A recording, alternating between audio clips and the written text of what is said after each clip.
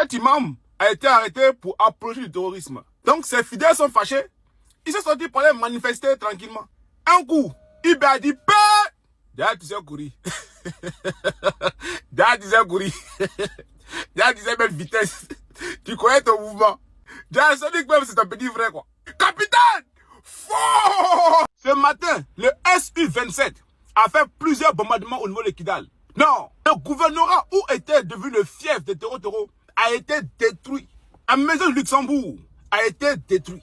Ils sont allés se cacher là-bas, pensant que non, ils étaient en sécurité, que comme c'était des bâtiments administratifs, la même année n'avait jamais bombardé là-bas. Bidé. Les Agbamoukou, aller, retour. Là, ils sont en train de crier, qu'ils sont en disant que la même malienne attaque des sites civils. Là, vous voyez quoi? Des terreaux armés à l'intérieur du gouvernorat.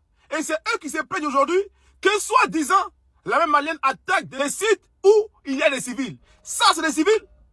Ça, c'est des civils.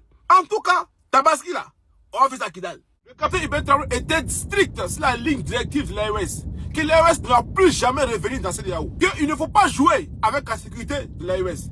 Avec le président du FASO, nous avons parlé d'un sujet assez complexe qui touche la sécurité, la stabilité de nos pays. Il y a eu ce que vous savez, la création de l'Alliance des États du Sahel, l'AES, ce qui a fait qu'il y a eu la rupture avec la CEDEAO. La CEDEAO a voulu que je vienne, parce que c'est déjà acté, et là on ne revient pas là-dessus, mais comment maintenir maintenant une coopération entre les deux entités. Le président a donné des instructions, et ce n'est pas à moi de vous dire, mais ce sont des instructions qui sont éclairées, et je crois que nous en profiterons abondamment. Capitaine! Fort! Le général Assimi Goïta est le nouveau ministre de la Défense et des Actions combattants. Qu'est-ce qui va se passer? Tout le commandement militaire de combat, il va gérer le portefeuille, le budget, il va tout gérer. Tout va venir à sa main. C'est lui qui va gouverner pleinement la stratégie militaire du Mali. On va voir qui est qui. Le modèle qu'ils ont mis en place, c'est un modèle qui est typiquement russe. C'est-à-dire que c'est Poutine même qui gère l'armée. Malgré qu'il y a un ministre de la Défense, mais c'est Poutine qui gère l'armée. C'est la même chose qui se passe au niveau de la Chine.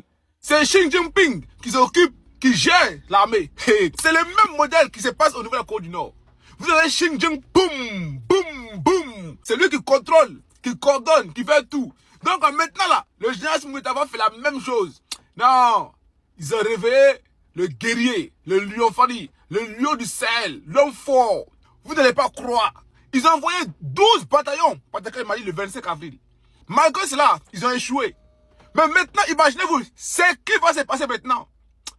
Restons là, regardons. Le général Oumar Diarra, lui, va s'occuper d'aller faire des déplacements pour aller rencontrer des ministres de défense à l'étranger. Mais gérer, ça pour ça, chez le général Assimi Goïta, qui va donner des directives à Oumar Diarra pour aller faire telle chose.